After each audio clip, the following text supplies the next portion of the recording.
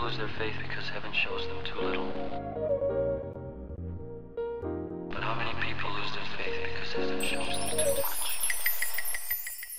You are now listening to the Going North podcast, where you'll receive tips and techniques to advance yourself.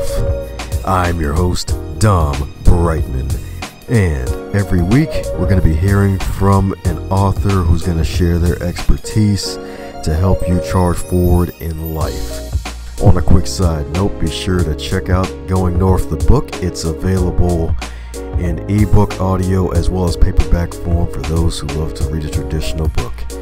Now let's get on with the show.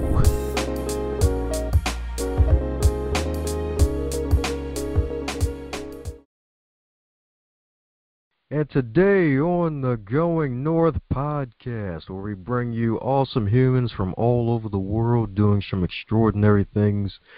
And the good thing about it is they don't let that get the best of them. They are regular humans just like you and me. And today is no different. Today we have a certified personal trainer, ordained minister, mentor, motivational speaker, as well as a two-time author. And I believe you're a best-selling author for the second book, right? Well, we soon will be. Not quite yet, but that's definitely the plan, yes. Heck yeah, baby. and the beautiful thing about it is this guy, he was born in Chicago and raised in Toledo, Ohio. And his wonderful family relocated to Southern California as an act of faith back in 2001. So my man survived Y2K. And this wonderful human right here quickly discovered his gift for communicating and his life calling to help people live with a sense of self-confidence no matter their conditions. And you're probably wondering who this awesome human being is. It's the one, the only Treveal CW Lynch. How are you today, sir? I'm doing well, thank you. Awesome intro, man. Really appreciate that. Thank you. But I'm doing extremely well, thank you. Oh, my pleasure, dude. My pleasure indeed. Had to get you on the show, man. Congrats on the newest book, What Is Enough? Yes, thank you. Thank you. Yeah, looking forward to what it can do and seeing how far it can reach and looking forward to seeing some lives changed and some perspectives and some self-images improved in the world, man. If I can contribute to a few people just seeing themselves a little better, man, then it would be worth it. That's what I'm talking about, indeed. That's what I'm talking about, indeed. Well, as with all introductions, the good thing is they're not allowed to be complete, because if they're complete, he'd probably be here until Christ came back. So tell us a bit about yourself and how you got to where you currently are. It's not every day you meet a minister who's also a certified personal trainer. I don't want to take you too far back, but I can say that there was a defining moment, several defining moments in my life. But in 2001 is when my wife and I relocated to Southern California, and we probably weren't out here more than a couple of months. We actually relocated with my cousin, who had recently accepted a position as a senior pastor here in Southern California. And after attending the church for a few months, I was asked to do a quick little message on the life of Jesus. And I gave maybe a 10-15 minute talk, speech, sermon, kind of whatever you want to name it or frame it. Really didn't know what I was doing at the time, right? It just, hey, it was a men's group, and they invited me to just come speak and share. So after speaking for about, like I said, 10 or 15 minutes, I was up at the front of the stage. I was packing up my belongings, and I actually write about this in my new book, and dedicated the book to the gentleman that I'm speaking about. But I'm up at the front of the stage. I'm packing up my bags, and he was a pastor that was on staff there at the time, Pastor Eric Brown, and he said, as I like to call it, the 5 words that changed my life. He said, he came up to me, he put his hand on my shoulder. He got my attention. I looked at him in the eye, and he said, Treveal, you are a teacher. He said, you are a teacher. And those 5 words just resonated with me. I had never preached a sermon, didn't have a calling on my life at the time that I knew of. Had never stepped in a pulpit, never stepped in front of an audience before, hadn't written any books, hadn't done anything. New to the faith, new to this whole thing called church, new to this whole, city and state of California. So everything was fresh and everything was new. But those words hit me, and it began a life's journey of discovering what that meant to be a teacher, to be a communicator, to be someone that would impart a message, a word, in any form or fashion, another group of people. So that when I'm asked how did I get here in terms of being an author, a speaker, a preacher, a pastor, a communicator, it all began with those 5 words that changed my life, because no one had ever looked me in the eye. And, I was about 23, 24 years old. I had never heard or never, had someone tell me what I was. Maybe who I was. Maybe someone had maybe given me an idea of why I was. But he was the first man to ever look me in the eye and say, this is what you are. And so 18 years, 19 years later, I'm writing a book called What Is Enough, and that's a key component of my life's message. What are you? And how knowing what you are can just radically change your life. It's kind of amazing how you just got those random people just be coming out of nowhere, and they just ignite something in you like that. Yep. He saw something in me. Yes, indeed. And I'm glad you said you are a teacher. I'm glad the man ain't say nothing else strange. I could have let something else. Oh, yeah.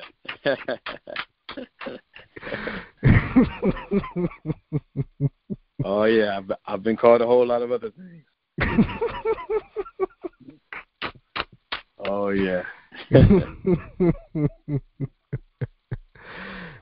Yes, indeed. So, man, been running for 18 wonderful years and published 2 books in the process. So, yes, indeed, that's what I'm talking about. So, what's probably been your favorite experience so far as a teacher and a motivator? I don't know if there's any one moment. I think that it's any moment, and there's been many of them, but there's moments when you're before an audience or before a more intimate group of people. I run workshops and seminars and things such as that. So so there's times where the audience may not be as large and it may be more intimate. But nevertheless, my favorite moments are when you see what you're saying, the message that you're saying. Not that I'm anything great, but almost like those 5 words, we're vessels. We are channels. I call myself a channel of communication, because it's not that's anything that's the important part of this moment, but it's the message that needs to get to that individual. Seeing someone have that moment where they're receiving something that is shifting and changing the way that they see themselves. Those are the moments that I live for. It's because once you see yourself in a different light, once you see something fresh and new, something powerful in yourself, then the whole world changes, because now you see yourself as something that can contribute to society, something that can be a blessing to other people. So there's moments when you're speaking when you can catch someone's eye and they all have that same look. Something's hitting them and something's shifting. You really can't describe it, but for any speaker out there, they know what I'm talking about. When you make eye contact with someone and something is shifting in their hearts concerning who they are, those are the moments that are most impactful for me. Oh, yeah, that's right. And not the glazed eyes look over either. Just the look like, yeah, they're inspired. They're really into it. Yeah, yeah. something saying I'm not going back. It's because they're, I've wrestled many moons around this term motivational speaker. I understand that the majority of individuals understand it, so I've stayed with it. I've played with inspirational. I've played with a few other titles. I get that people can resonate quickly and they understand motivational speaker, but I don't necessarily see myself as that. But when I say I see that look like something's shifting to where I'm not just motivated, because motivation comes and goes. Like I can be on a high for 30 minutes when someone's speaking, and then I can walk out the door and get in my car, and all of that comes crashing down. So motivation is very temporal. But you see that shift in their eye. It's, I know something now that you can't take from me, and that's a different look, because that's what Eric gave to me. Once he said those words, you can't take that from me now. I'll go to my grave knowing that a part of my purpose on earth is to teach and to impart things to other people. So that's what I'm meaning by that look. There you go, indeed, and yeah, I mean the motivational speaking thing, like in some speaking books, they say that's the 80s, and heck, even John Maxwell himself, he calls himself a motivational teacher, not a motivational speaker. As a speaker, they get you hyped up, and I love what you said there about motivation being temporal, because you're so right. It's like, yeah, you get to want to charge through 30 brick walls, and then you get to wall number 1, you're like, you know what? I might get hurt. I'm just going to walk away now. I couldn't put it better myself. Exactly. That was the best way I've ever heard it described. Exactly. That's right. That's right. Short-lived, man.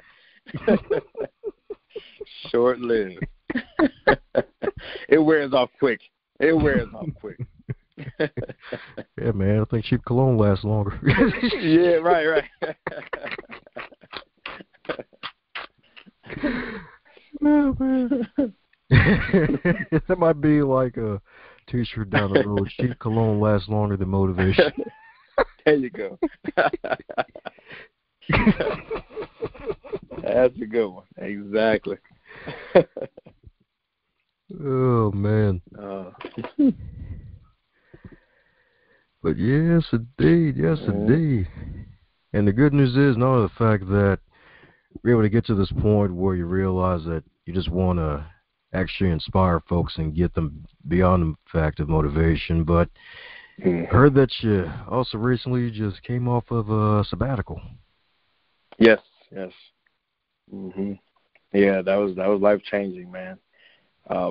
That's something that I practice in terms of rest in various forms. I practice fasting from food. I've embarked on several extended periods of fasting, but then also with the sabbatical, just time to pull away and time to reflect, time to rest. Something that I'm very passionate about as well, because I don't believe that we as a society give ourselves permission to rest, not nearly as much as we should. And then even when we're resting, say, for example, when someone goes on vacation, many times you're on vacation from your primary work or your primary job or employment, but you're not resting. You're still jumping out to bed and still doing a million different things throughout the day. And sometimes, like I used to say, I need a vacation from my vacation, because you really haven't taken any time to actually pause and really take a deep breath and really reflect on what is this thing called life? What am I doing? Where am I going? Where am I at? Where have I been?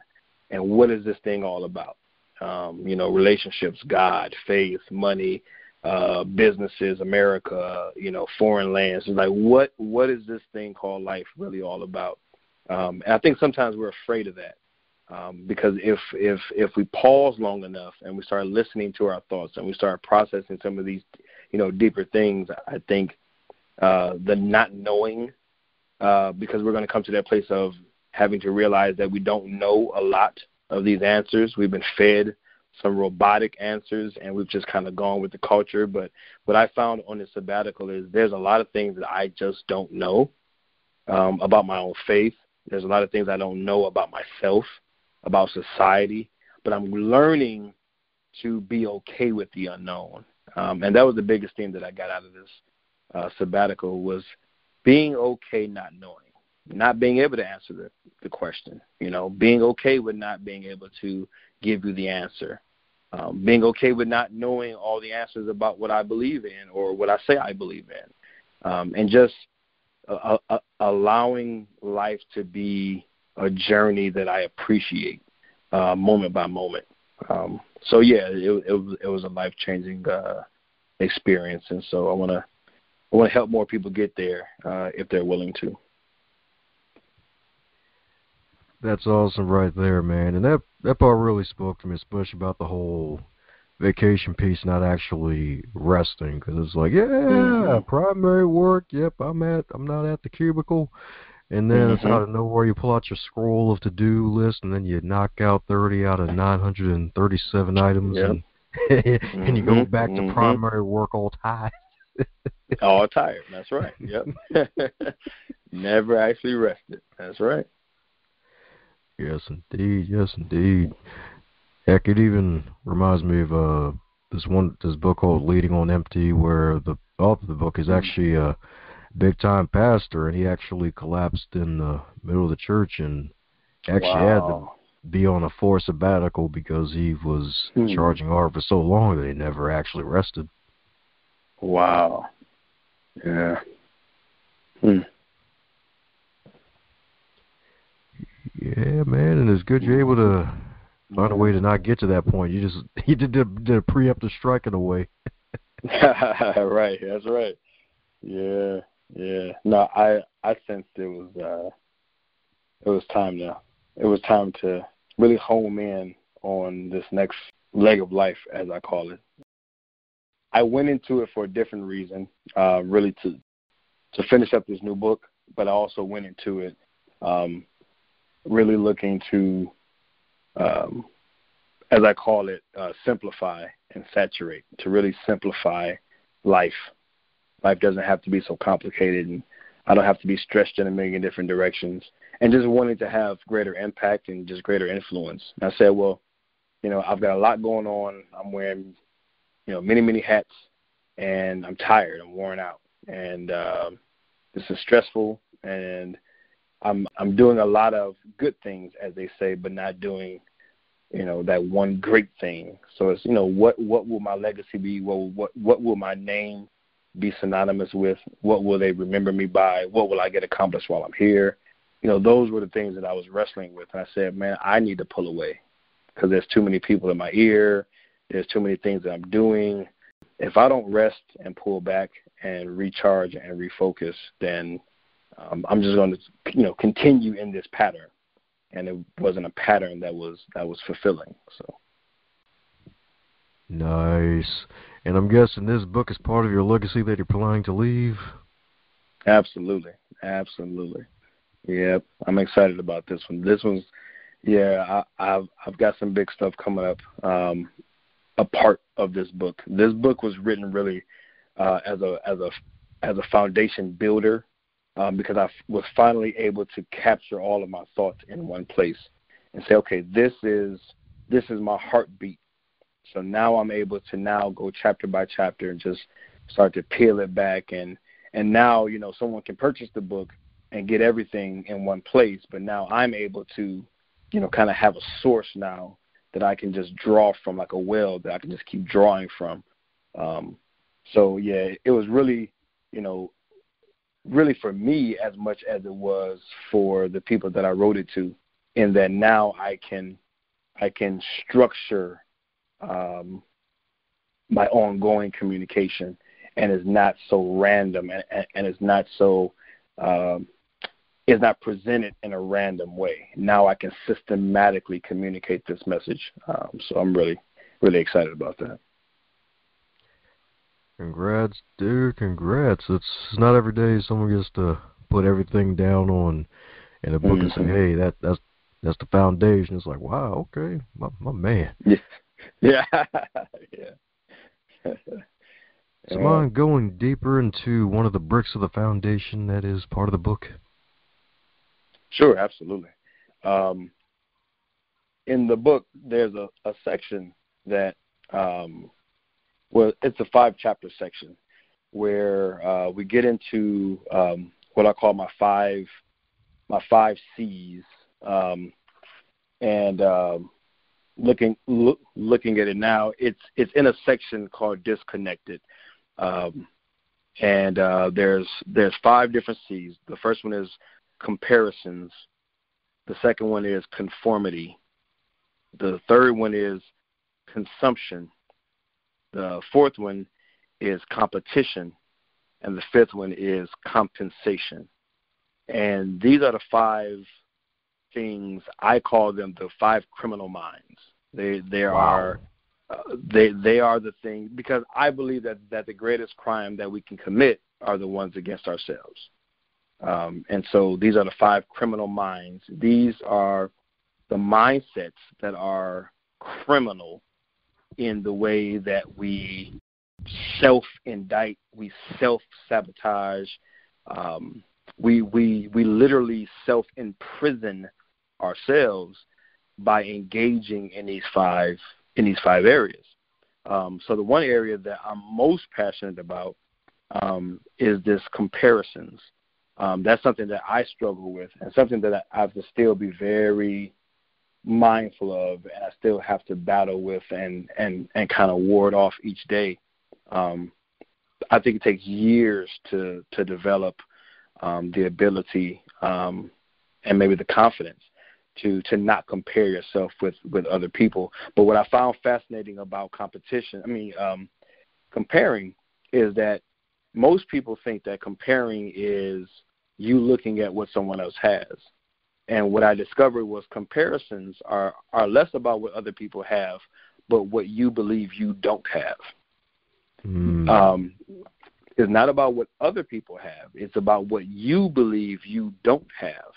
Because what I find is that, birds of a feather, when they flock together, they're not too concerned because we all got the same thing. If you have $1 million, I've got $1 million.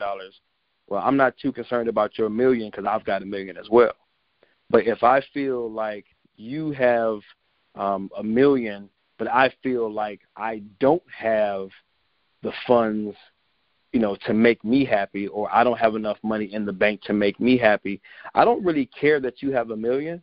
I'm more concerned with the fact that I'm looking from a distance at your lifestyle. So I'm perceiving what you have to equate to how you feel, and I'm looking at what I don't have, or what I believe that I don't have, and how that's equating to how I feel. And so, we live in this world where we're not in great relationships with each other. Social media, cable television, we watch the movies, and we often are comparing ourselves to people that we don't know intimately, and we're looking at ourselves, and we're feeling like there's something that we don't have, because they appear to be living the life, or they appear to be doing all the things that we wish that we could, but we look at ourselves and say, well, we don't have something, and that's the reason why we're not able to smile like they're smiling. And there's something that I don't have, and that's the reason why I'm not living the life that I want to live. They have something that I don't have. And the truth is, what makes us happy is never anything that we have. Is never in anything that we can achieve or accumulate.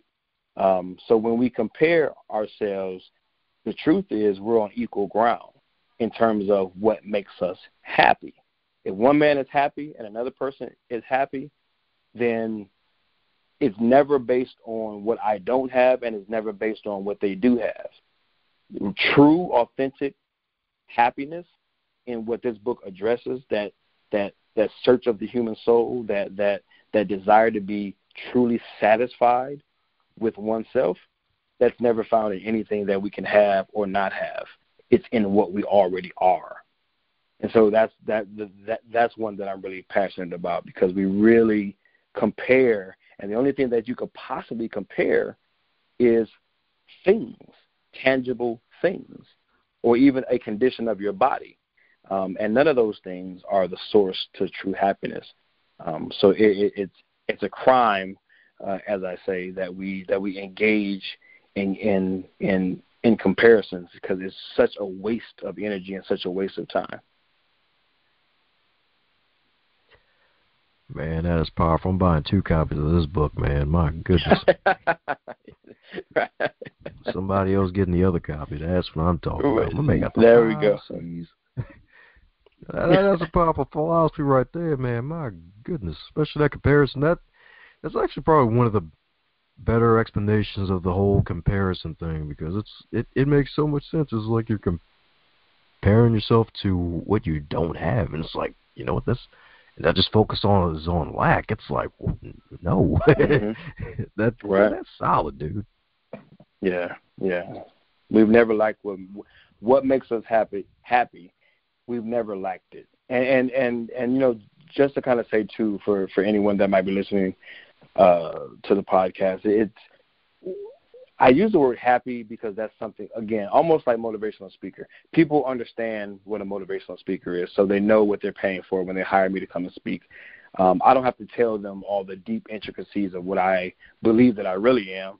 If they understand, hey, motivational speaker, okay, we're going to hire you, then that's fine, because when I get on the stage, I'm going to present what I'm going to present, and I'm going to be who I am. Happy is something that people can understand. But the truth is, that's normally what people can articulate when they say, man, I just want to be happy in this world. Man, you know, what do I got to do? I just want to be happy. And what they're really saying is, I want to be satisfied with myself. Because the moment you get satisfied with yourself, then everything else is a reflection of that. I like to say, you know, don't work for your worth. Work from your worth. It's always you trying to be satisfied in your perception of your self-value. Once you perceive that you are enough in and of yourself, then that's something that you can now work from the rest of your life. That no one can take that from you. I always say, if your value is based on something that's outside of you, then that means that I can touch it, I can take it, I can ruin it. You should never place value in something that I can touch, or I can take, or I can ruin. That's not a good that's not a good place to invest your value, because again, that thing can change. Like I say, confidence, no matter your conditions, we have to learn how to be confident in something that's unchangeable. The only thing that's unchangeable is what you are. Everything else is changeable. And if it can change and your confidence is in it, then that means that your confidence about you will be determined by the condition of that thing. And to me, that's just not a good place to be placing your confidence, because things, people, situations, money, careers, positions, it's going to change. And if that's where your confidence is, and if that's where your seat of satisfaction is for yourself, then it's just a matter of time before it goes down the drain, because those things are going to change. It's just inevitable. That's right. The inevitable, baby. Gotta face it. Yeah. That's right. With glasses or not, gotta face it. That's right. Yeah. I asked for a brick, my man threw a whole bolt at the car. That's what I'm talking about. Yes, right. You open the door, I'm running through it, man. That's right. I'm running through it. But you know what? I do that, though. The reason I do that, Dom, is because you don't know who's listening, and you don't know what that one thing might mean. Like, I take every podcast, I take every speaking engagement, I take every moment I can preach from a pulpit. I take every moment I can have a conversation with my wife, like a conversation with my children, conversation with a total stranger. Every moment, because you don't know where people are. And so if you give me an opportunity to speak, I know the power of words. Going back to those 5 words that changed my life.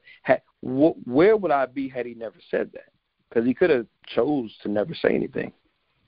Like, he could have felt it and said, man, you know what, I'm scared, or he may think I'm a weirdo, or, you know, like, there's a million reasons why he could have not said those words to me, but because he did, my life was forever changed. He inspired me 18 years ago, and that's still paying dividends, because now I'm writing a book, and I'm dedicating it to him and to his family, and I was able to sign a book to his son and put a copy in his son's hand and say, man, your dad changed my life.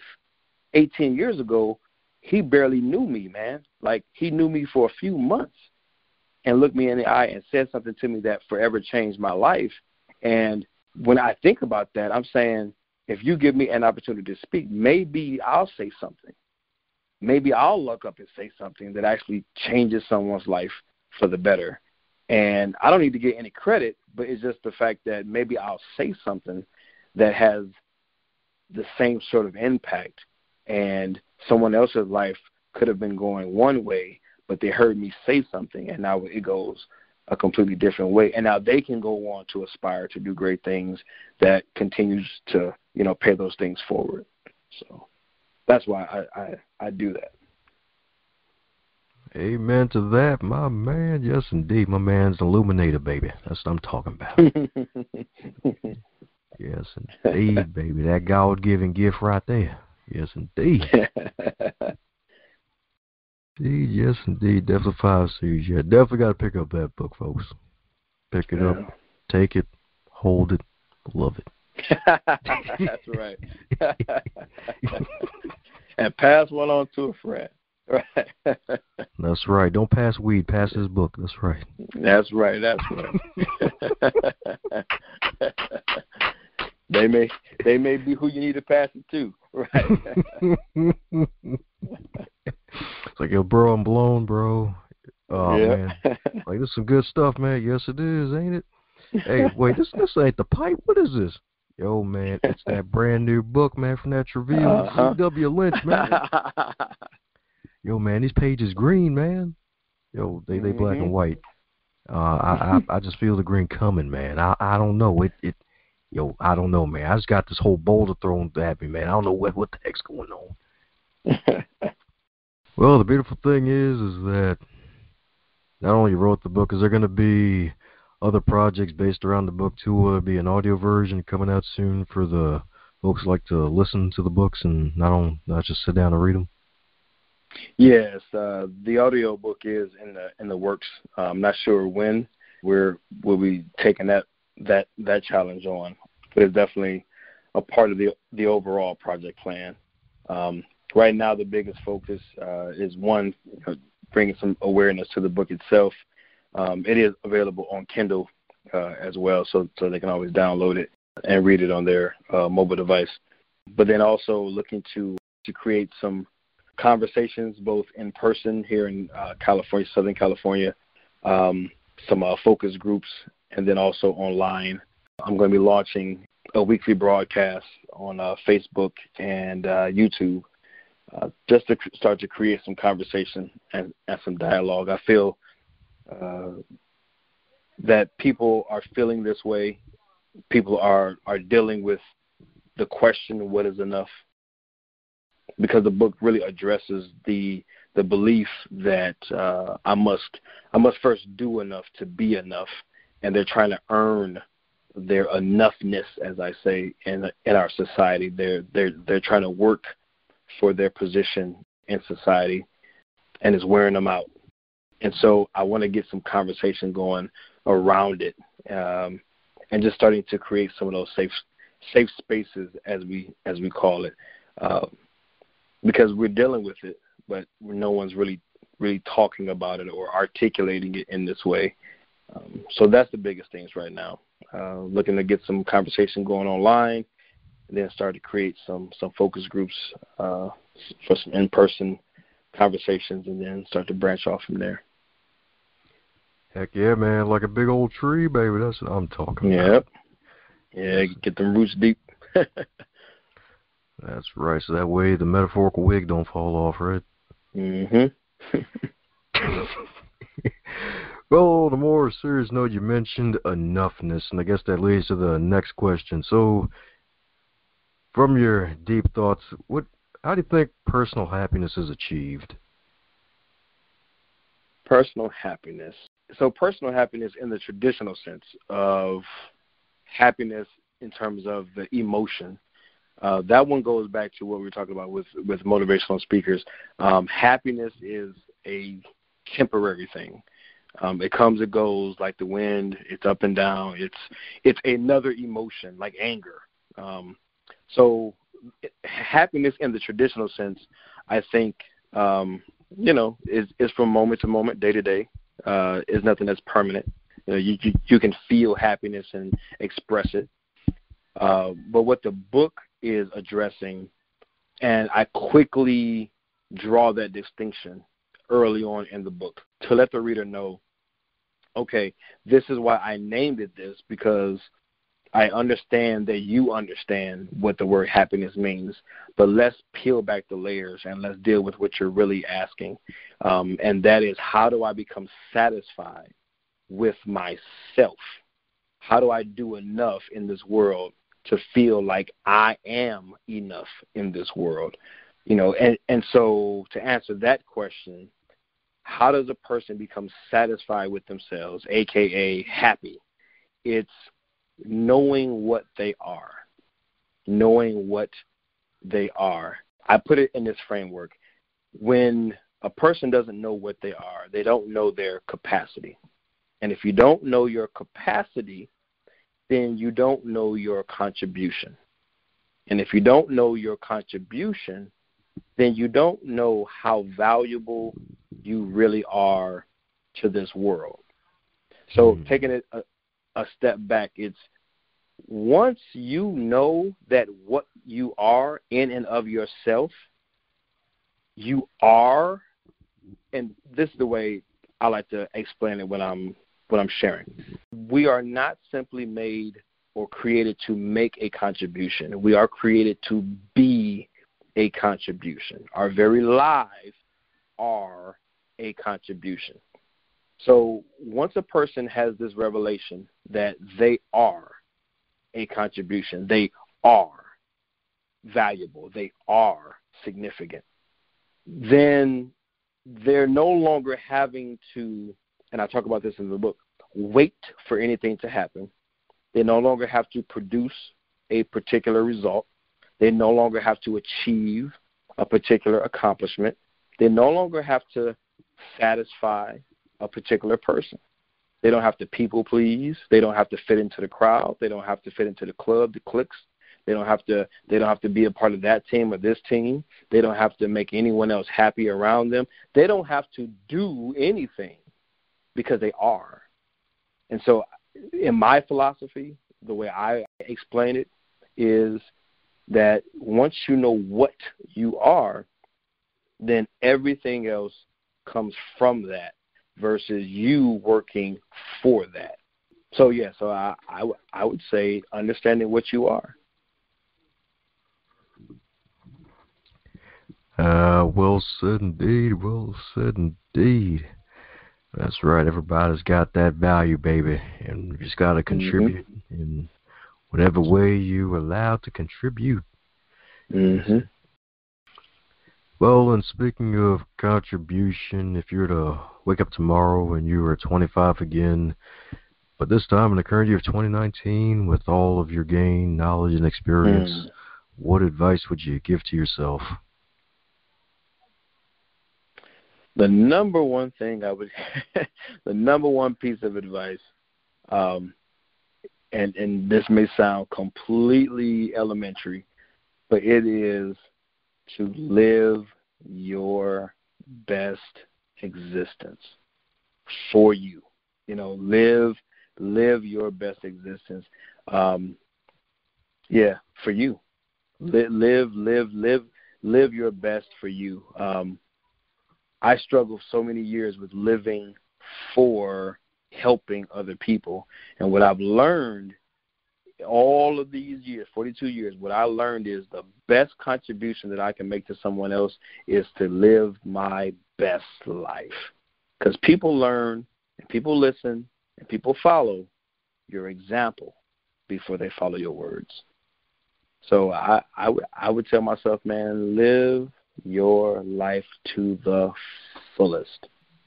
And those that you'll impact, those that you'll have influence with, man, they will see it, and they will be much more inspired to follow your example than to follow your advice. Yeah, wise words spoken by sages. That's what I'm talking about right there. Yes, indeed. Yes, indeed. Yeah, folks ain't blind to be like, all right, let's see what he's doing.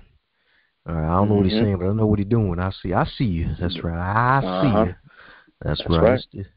It's 2019. I'm cyber stalking you. Yeah, I see what you're doing. Right. I see what you're posting now. All right, yeah, now I'm going to listen to him. Yep. That's right.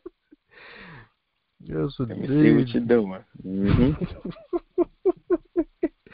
Very well said right there, indeed. Very well said. And it's true, and that's basically leadership right there. People see, people do. They're going to see what you do before they even listen to anything you got to say. So. Yeah, that's right. Woohoo! Well, all righty. For those who want to keep in contact with you and keep up with all that you're doing, what's the best way to reach out to you? Yes, across all social media platforms, everything is under I Am the Possible. That is a registered hashtag, that is trademark, that is the brand, that is the company, that is the mission, that is the message. I Am the Possible. The email, well, it is my email as well, but it's also my website, IamThePossible.com. All of the information can be found there. Information on my new book, all the information about booking me as a speaker, information about some of my philosophy, the things that I teach and speak on. So all of the information can be found there. IamThePossible.com. All one word, lowercase. That's where they can find me. Oh, yeah, that's what I'm talking about right there, my man. Treveal Lynch, baby, the TL, baby. That's right. Back in MTV, they had TRL. Nah, man, we're taking out the R because we got the TL right here, baby. Yes, indeed. Yes, indeed. Feel like I just had a great session with one of the Buddhist monks at a temple or something, man, where they just give you like the secret gems, and it's like, yeah, man. You didn't have to shave your head yet. That's how sacred it is. Right. Yet. That's right. That's right. You ain't gonna get no doing from me. Just be. Just be. That's right. You are enough. Just be. It'll take you a lifetime to learn how to just be. Yep. Absolutely. That's right. Just gotta ask the bumblebees, right? Yep. Woo! Well, all right. It's great having you on, man. Any parting words for the folks still listening? Well, it was great to be on. I thank you. I appreciate you having me on as a guest. I appreciate every one of the listeners. If you are listening, I want to thank you from the bottom of my heart. One thing that I do understand is that though we live in a country, and actually no matter where you're listening from, all around the world, the earth is rich, whether it be financially rich or it be rich in natural resources. There is wealth and abundance and richness wherever you are. So although we live in a world of abundance and richness, the one thing that we have a shortage of that is time. We do not get it back. Once it is spent, it is gone. So thank you all so much for listening. Don't know how long this podcast was, but if you made it to the end, that means that you gave me, you gave Dom, you invested your time, your attention to us for that time. So just want to thank you for that. I appreciate that. I pray something I've said, shared, or have been in this time has been of value to you. So I just want to personally thank you for your time, and I pray that I gave you some value today. Thanks a bunch for your listening ears on the Going North podcast. I hope you really, really enjoyed that episode. If you enjoyed the episode, be sure to share it with your friends and family, especially those who love podcasts and love listening to some inspiration and motivation.